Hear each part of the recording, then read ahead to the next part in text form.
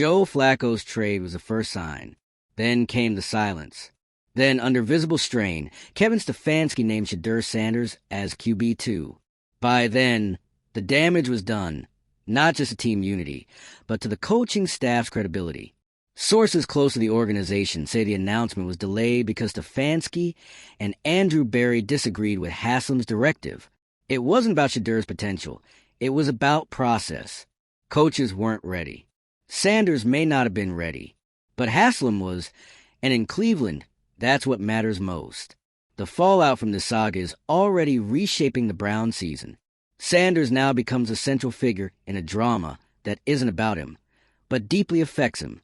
The team's chaotic leadership structure and rushed decisions have turned the quarterback room into a case study in dysfunction.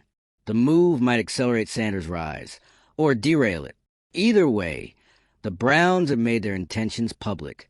Now, the pressure belongs to Sanders, and to a coaching staff still trying to regain control. The Cleveland Browns are in the middle of yet another quarterback controversy, and this time, it's not just about who should be starting. It's about who's really running the show. Reports are now confirming what many had already suspected. Team owner Jimmy Haslam didn't just influence the decision to make Shedeur Sanders the backup quarterback. He forced it. Kevin Stefanski, the man technically in charge of the roster, was reportedly pressured to make a public statement declaring Sanders as QB2, even though that wasn't his original plan. And right there, with that one power move, the Browns revealed the depth of the dysfunction rotting out the core of their football operations. Let's be clear, this isn't about talent. Sanders is a high IQ, mentally tough rookie with leadership traits and a football pedigree. His potential is real. That's not what's in question here. What is in question is how the Browns are handling his development and whether this entire quarterback hierarchy is being shaped by performance or by politics. Because the signs of misalignment are everywhere. Stefanski didn't want to announce Sanders as the number 2 quarterback. It reportedly took weeks of pressure before he finally gave in. And why did he hesitate? Because he didn't believe it was the right time. Because the coaching staff wasn't ready to promote Sanders that quickly. Because there was a process, and Haslam skipped right over it. Then there's the Joe Flacco trade. Quiet, abrupt, and, according to several reports, executed without the full buy-in or knowledge of the coaching staff. One day, the veteran presence in the QB room is there. The next, he's gone. No warning. No proper transition plan. Just another top-down decision made in a vacuum, with zero regard for how it impacts the people actually responsible for executing on Sundays. That move shattered whatever stability was left in the quarterback room. Dylan Gabriel, who was already inconsistent, now has no experienced veteran behind him, and Shedeur, who should be developing gradually, is now a heartbeat away from stepping into a live NFL game behind a team that doesn't even seem to be on the same page internally. The situation reeks of panic. And the worst part? It was avoidable. If the Browns had simply followed a structured developmental path, keeping Flacco as a steady veteran, letting Gabriel hold the line while Sanders learned in the background, they might have actually built something sustainable. But instead, Haslam wanted headlines. He wanted to show movement. And now, the Browns are in a fragile position, balancing on a narrative that doesn't have the support of its own coaching staff. This isn't the first time Cleveland's leadership has tangled itself in football operations, and it shows. Stefanski's authority has been undermined. Andrew Berry, the general manager, is caught between ownership and coaching. And the locker room, they can see what's happening. When a coach has to publicly endorse a decision that wasn't his, the players notice. When roster moves happen without warning, the message to the team is clear. This isn't about football anymore. It's about control. And that creates a fractured culture. When players don't know who's really making the calls, or worse, when they do know and it's not the people they work with every day, confidence in the system erodes. And with that goes cohesion, accountability, and ultimately, performance. And now all of that lands on Shedeur Sanders. He's not just a backup quarterback. He's a new focal point in a storyline built on organizational dysfunction. Every move he makes, every snap in practice, every look on the sideline during a game, It'll all be analyzed, dissected, and used to fuel a debate that never should have started this way. If he goes in and plays well, people will say it justifies Haslam's interference. If he struggles, the blame won't go to the owner. It'll fall on Stefanski, the offensive staff, or Sanders himself. That's the trap. The owner forces a decision, then disappears when it's time to deal with the fallout. There's also no winning for Gabriel. If he plays well, the pressure on Sanders cools, but any mistake will be magnified. He's now the placeholder in a role the organization doesn't seem to fully support. And he knows it. The cameras will cut to Sanders after every missed throw. The fans will start calling for change the second things get rocky. Not because Gabriel is failing, but because the front office has already made it clear who they want waiting in the wings. And that's the kind of instability that derails seasons. Stefanski is already walking a tightrope, not just coaching a team with serious internal tension, but doing so while his own authority is being questioned. He now has to manage 2 quarterbacks, 2 sets of expectations, and an ownership group that already made the call for him. His margin for error is gone.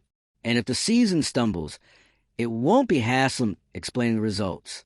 It'll be Stefanski answering for decisions he didn't make. And that's what makes this entire situation so destructive. Because this isn't just about one controversial announcement. It's about a deeper pattern in Cleveland. One where big decisions get made by people who aren't accountable for what happens after. One where public perception and power plays take priority over long-term development. And one where a talented rookie quarterback now has to carry the weight of it all. Sanders deserves a better setup than this. He's shown he's mentally strong. He's handled pressure before. But the NFL is different. It demands precision, patience, and the right infrastructure. He should have had time to sit, absorb, and grow into the role. Instead, he's been thrust into a chaotic environment, declared the next man up because the owner wanted press cycle. And now, he's a single injury or a single interception from taking the field in a situation he didn't create under expectations that weren't properly managed. If this goes wrong, and it absolutely could, it'll be another entry in Cleveland's long list of quarterback missteps. Not because the player wasn't good enough, but because the system around him was never built to support success. That's the tragic part. The Browns could have done this right. But instead, they repeated the same cycle. Disjointed leadership, sudden moves, and no unified plan. And they've now placed one of their most promising young players in the middle of the storm. Whether Shedeur Sanders thrives or fails won't just come down to talent.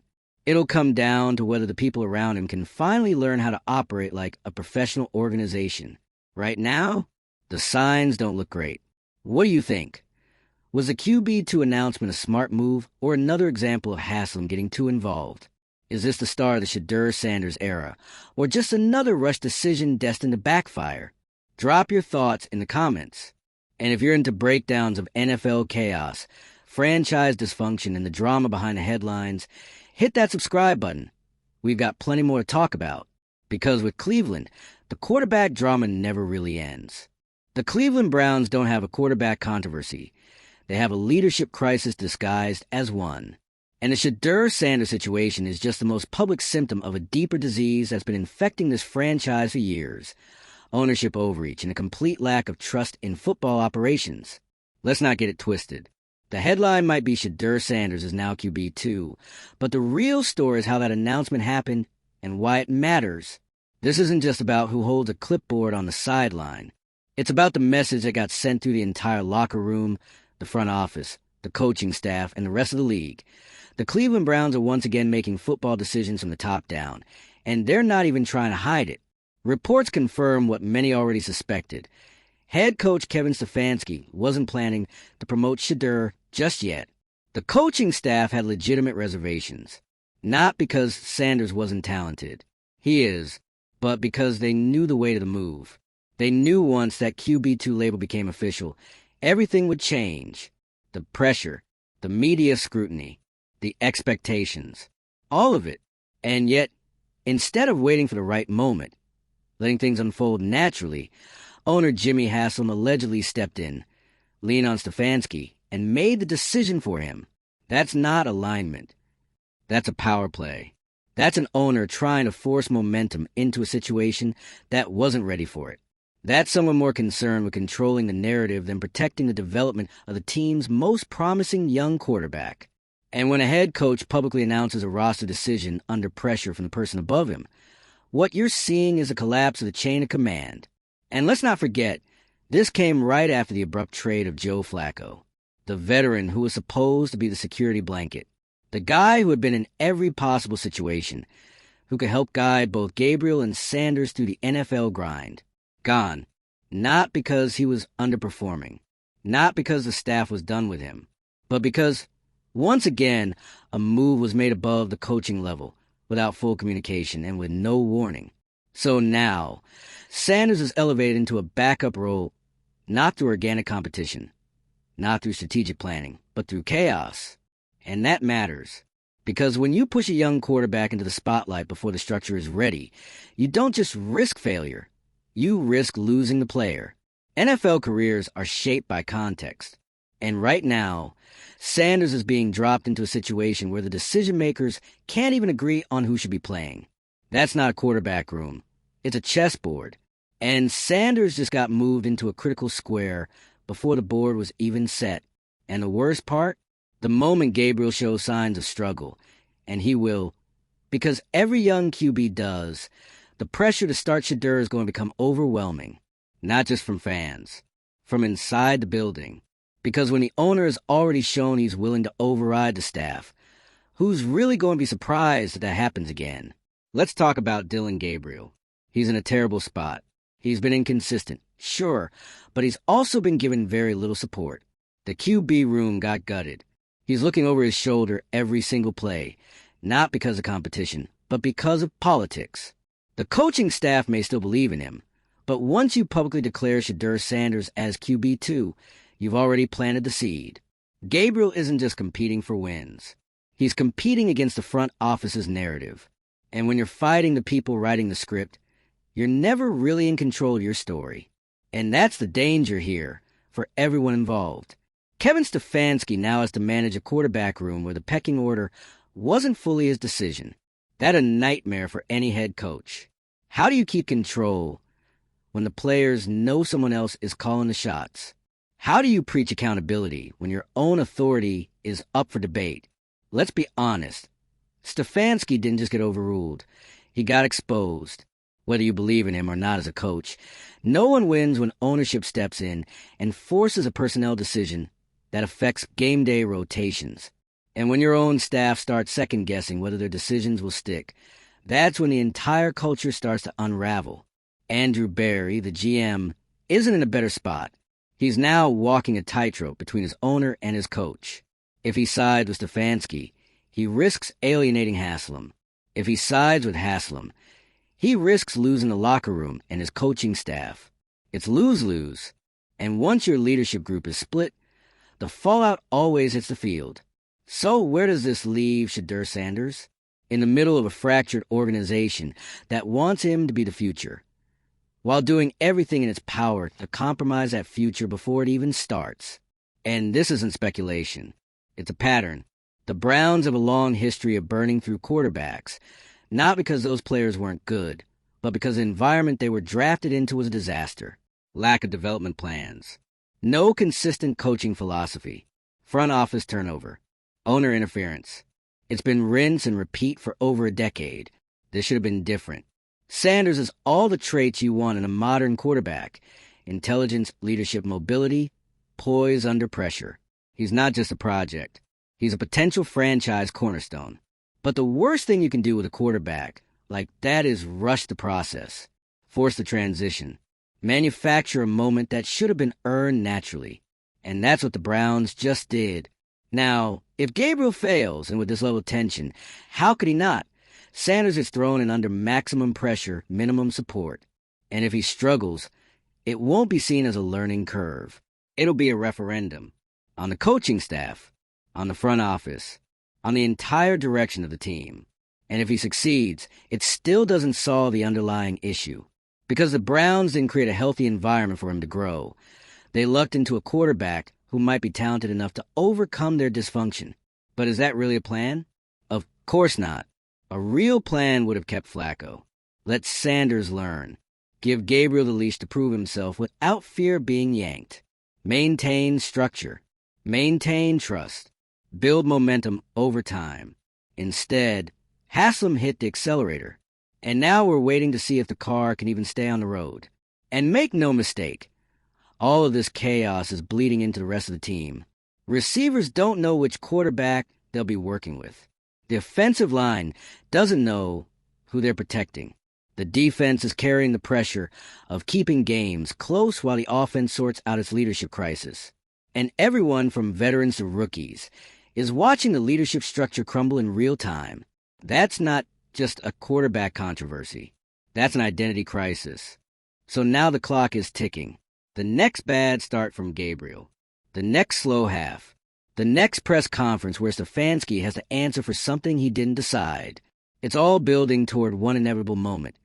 Shedeur Sanders takes the field, ready or not. And when that moment comes, we'll find out just how much damage has already been done. Because if Sanders succeeds, it'll be in spite of the environment, not because of it. And if he fails, the Browns will once again have turned a promising future into another cautionary tale. All because one person in power couldn't wait. The Shedeur Sanders situation isn't a football story anymore. It's a front row seat to a franchise unraveling in slow motion. And what makes it so painful is that we've all seen this before. Cleveland, once again, is eating its own potential. A quarterback with sky-high promise. A coaching staff with its back to the wall. An owner who can't seem to stay out of the way. It's the same playbook, just a new name on the jersey. You can feel the pressure mounting from every direction. Dylan Gabriel's job is now radioactive. He's not just starting games. He's starting countdowns. Every bad throw, every mistimed read, every 3 and out is one step closer to Shedeur Sanders getting the nod. Not because the coaching staff believes the rookie is ready, but because the owner made it clear that he is. That's the energy now surrounding this team. The owner says Sanders is QB2, so whether anyone likes it or not, it's happening. There's no easing him in, no development curve. They're one awkward hit or one rough half away from accelerating a timeline that even the coaches admit wasn't supposed to start yet. This isn't normal. This isn't how NFL teams with long-term goals operate. And don't forget, the guy who was supposed to give the quarterback room some insulation, Joe Flacco, was traded out of the building in the middle of the week. Quietly, abruptly, no big goodbye, no strategic messaging. Just gone. And from what's been reported, the coaching staff wasn't even looped in until it was done. So let's take stock of what that means. A veteran leader and a potential mentor to Sanders gets removed with no explanation. The starter, Gabriel, is left with no veteran presence behind him. And the rookie? He's pushed up to QB2 without earning it the way the coaches wanted him to. It's not a strategy, it's a scramble. This team isn't operating from a playbook. It's reacting to ownership pressure, media cycles, and internal power dynamics. And in the middle of all of it stands Shedeur Sanders. He didn't ask for the spotlight. Not like this. He didn't campaign to leapfrog anyone. He didn't storm into practice demanding a promotion. By all accounts, he's just been doing the work, trying to stay locked in. But when Haslam forced Stefanski to announce Sanders as QB2, everything changed. That title carries weight, especially in Cleveland. Because once the fans and the press see that the rookie is next in line, the entire tone of the season shifts. Now, it's not if he plays, it's when. And that's the problem. Because what happens if things don't go according to the script? What happens if Sanders comes in too early and struggles? If the offense falls apart under pressure? If the locker room splits between the guys backing Gabriel and the ones rallying behind Sanders? We've seen what happens in Cleveland when things unravel. It doesn't just get ugly, it gets loud. And who's going to take responsibility if it all goes sideways? Not Jimmy Haslam. He doesn't have to face the post-game media. He's not standing in the locker room trying to explain why the offense can't get into rhythm. That responsibility will fall squarely on Stefanski, who now has to carry the consequences of a decision he didn't fully support. It's lose-lose. If Stefanski resists pressure to start Sanders, he'll look like he's fighting the obvious. If he caves too quickly, he'll look like he's not in control. Meanwhile, Andrew Berry is stuck in the middle, trying to hold the front office together, while the most important position on the team is being dictated by forces outside of football logic. And what does this do to the rest of the team? Receivers don't know who to build timing with. The offensive line has to adjust on the fly. The playbook might have to be retooled depending on who's under center. And worst of all, the message being sent is that performance doesn't matter, politics do. That breaks trust. The kind of trust that takes years to build and one bad call to destroy. The Browns are testing that trust right now. And if they're not careful, it's going to take more than a quarterback to fix it. Because make no mistake, Shedeur Sanders is talented enough to be the future. He really could be the guy. But if they throw him into the fire before the foundation is ready, it won't matter. He won't get the benefit of patience. He'll get the full weight of expectation and none of the support he actually needs. And if it doesn't work, they'll move on. That's how it goes in Cleveland. So now the pressure is on. The next few games aren't just about wins or losses. They're about narrative. They're about control. They're about whether anyone still believes this team has a real process behind closed doors, or if everything's being written by a guy in the owner's box. This team can't afford another self-inflicted quarterback disaster. But right now, that's exactly where it's headed. Let us know in the comments. Do you think Shedeur should be QB2 right now? Is Stefanski being set up to fail? And how much longer can the Browns keep doing this before the whole thing breaks again? Hit that subscribe button if you want more breakdowns of the dysfunction no one else will say out loud. Because in Cleveland, the quarterback carousel never stops spinning. It just changes names.